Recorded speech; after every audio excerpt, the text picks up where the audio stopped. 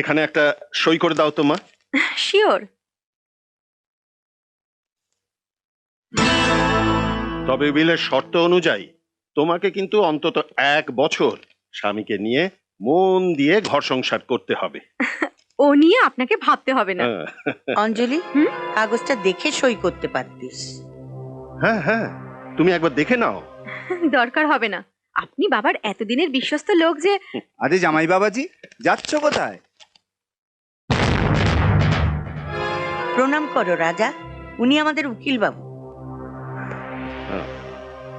কি করো তুমি? আমি গ্যারেজে কাজ করি। হোয়াট? মানে ও নিজস্ব একটা গ্যারাজ আছে কিনা তাই। সে না না, রায়বাড়ির জামাই হয়ে একটা গ্যারেজে না অঞ্জলি, তুমি বরং ওকে তোমার অফিসে একটা ভালো পোস্ট দিয়ে দাও। শিওর। চলি। এই, তুমি এই পোশাকে উকিল কাকুর সামনে কেন এলে? তোমার উকিল কাকু কখন আসবে সেটা তোমার জানা ছিল না। তাছাড়া আমার কাজের পোশাক তো আমাকে পরে যেতেই হবে। না, তুমি এখন থেকে গ্যারেজে নয়, আমার সঙ্গে অফিসে যাবে। যাও, গিয়ে তৈরি হয়ে নাও।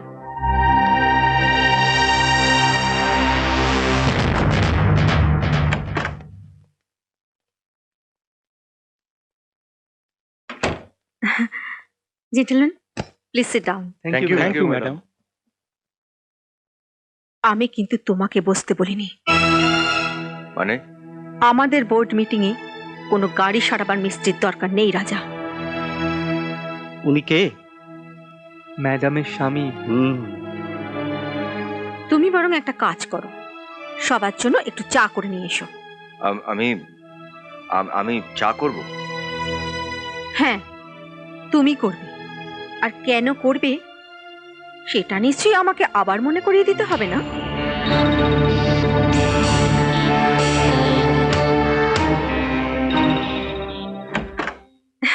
এখন মিটিং শুরু করা যাক। এ ভাই, হ্যাঁ?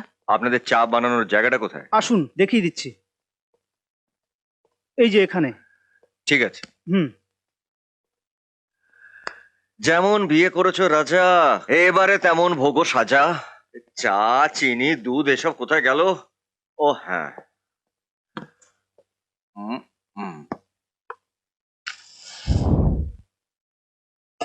ফ্যাক্টরির প্রোডাকশনের জন্য ম্যাক্সিমাম যন্ত্রপাতি আমাদের বিদেশ থেকে আনতে হয়। সেই সব যন্ত্রপাতির দাম বাদ দিয়েও ইম্পোর্ট করার জন্য আমাদের বহু টাকা ট্যাক্স দিতে হয় সরকারকে।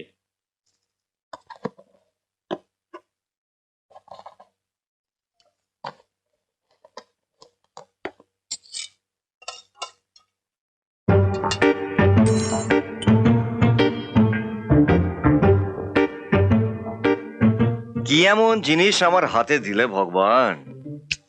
অফিসের স্টাফেদের সামনে আমাকে অপমান করা, আমাকে দিয়ে চা বানানো।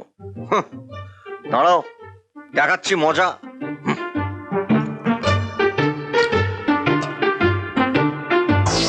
আমরা যদি আমাদের ফ্যাক্টরির কাছে অনুসারী শিল্পের কারখানা গড়ে তুলতে পারি তাহলে আমাদের কোম্পানির হিউজ প্রফিট হবে ম্যাডাম।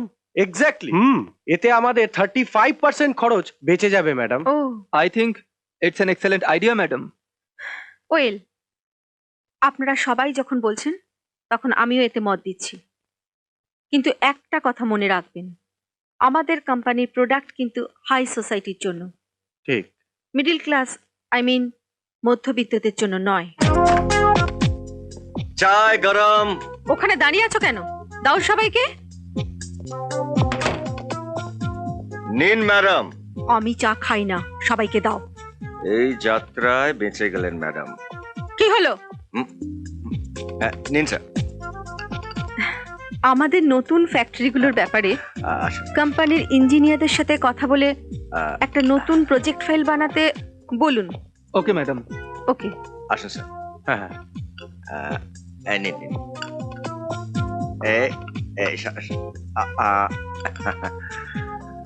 এই নিন ম্যাডাম। না, আপনি তো না। আর একটা কথা, আমাদের প্রজেক্ট সম্বন্ধে যদি কারোর কিছু বলার থাকে আপনারা বলতে পারেন। তবে একটা কথা আবারও বলছি, আপনারা কিন্তু সব সময় মাথায় রাখবেন, আমাদের প্রোডাক্ট কিন্তু মিডল ক্লাসদের জন্য নয়।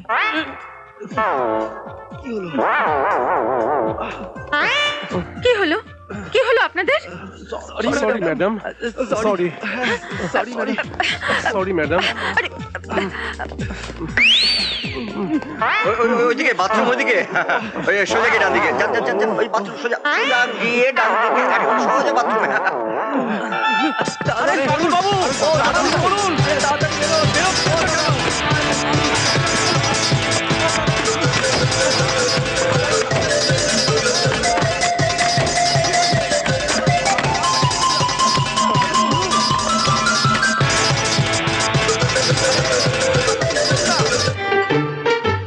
এক্সকিউজ মি, আপনাদের জন্য আবার চা নিয়ে এসেছি।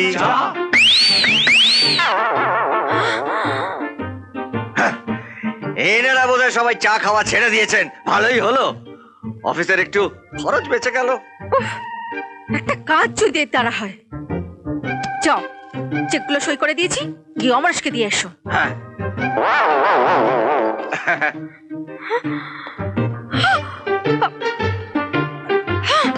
দেখুন ওম প্রকাশ বাবু, আপনি খুব ভালো মতোই জানেন যে ম্যাডাম আপনার অর্ডারটা পাস করবেন না। আরে সেই জন্যই তো আপনার কাছে আসা। আপনি চাইলে দাদা নাথিং ইম্পসিবল। কিন্তু হ্যাঁ? আমার যে এই চেয়ারটার একটা দাম আছে ওম প্রকাশ বাবু। হ্যাঁ হ্যাঁ, ঠিক বাত আছে, ঠিক বাত আছে। পুরা 2 লাখ আছে আপনার চেয়ারের কিমত। কোনো চিন্তা নেই, হ্যাঁ। ধরুন আপনার অর্ডারটা পাস হয়ে গেছে। ব্যাস ব্যাস ব্যাস। বাহ, অফিসের এই বিশ্বাসের চেয়ারটাকে 2 লাখ টাকায় বেচে দিলেন অমরেশ বাবু। কি কি বাজে কথা বলছেন আপনি? বাজে কথা কিনা সেটা আমি এক্ষুনি প্রমাণ করছি। ওঠ ওঠ বলছি, ওঠ ওই ওঠ, চল ছাড়ুন, চল ছাড়ুন আমাকে, চল চল ছাড়ুন। চল। রাজা, আমার স্টাফের গায়ে হাত তোলার তোমার সাহস হলো কি করে? চোর ডাকাতদের গায়ে হাত তোলার জন্য কোনো সাহসের দরকার হয় না। চোর ডাকাত কি করেছে ও? কি করেছে? হাহ। ওই, আয়। এই 2 লাখ টাকা নিয়ে এই 2 নম্বরই মালটাকে 2 নম্বরই জিনিসের সাপ্লাইয়ের অর্ডার পাস করে দিচ্ছিল। এই হচ্ছে সেই টাকা। অমরেশ, আমি তোমাকে বিশ্বাস করেছিলাম, তোমাকে আমি পুলিশে দিলাম না। বেরিয়ে যাও এখান থেকে, কোনোদিন যেন আমি তোমাকে এই অফিসে না দেখি। Get out, I say out. টাকাটা রাখুন ম্যাডাম। তুমি ঠিক করেছো। অমরেশ এতদিন ধরে কিনা চুরি করে সব ফাঁক করে দিচ্ছিল, ভাবা যায়? আমি আর কিছু ভাবতে পারছি না মামা বাবু। কেন, হলো কি? কি হয়নি বলুন? কন্ট্রাক্টে সই করে স্বামী সেজেছি, অফিসে গিয়ে বেয়ারা হয়েছি, আর কি কি হতে হবে তা ভগবানই জানেন। হিম্মত হারালে চলবে না রাজা, কিপ ইট আপ। আমি চললাম গো, নইলে রোববারের বাজার একেবারে ফাঁকা হয়ে যাবে। দাঁড়াও মামা। হুম? আমার মামা রোদে পুড়ে বাজারে যাচ্ছে, আর তুমি এখানে বসে পা দোলাচ্ছ? লজ্জা করে না? আজ থেকে হ্যাঁ? তুমি বাজার করবে। আমি? হ্যাঁ তুমি। দাঁড়াও, ছুটির দিনে তোমায় আর কি কি কাজ করতে হবে সেটা আগে জেনে নাও। হ্যাঁ? ময়না, যাই দিদি। এই যে দিদিমণি, এই সব জামা কাপড়গুলো তোমাকে ধুতে হবে। অঞ্জলি, আমার এই শাড়িগুলো ড্রাই ওয়াশ করতে দিতে হবে। এখানে রাখো। রামু কাকা, যাই দিদিমণি। ওতে কি আছে?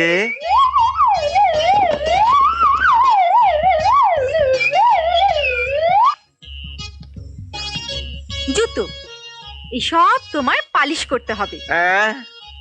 নয়, হ্যাঁ। মামি, মামি, মামি, মামি, ঘরের জামাইকে কি এই সমস্ত কাজ মানায়? টাকার লোভে জামাই হলে এইটুকু তো করতেই হবে বাবা। কি হলো, তুমি হাঁ করে দাঁড়িয়ে আছো কেন? এসো আমার সঙ্গে। ও মামা, মামা গো, হিম্মত হারিও না বাবা, কিপ ইট আপ।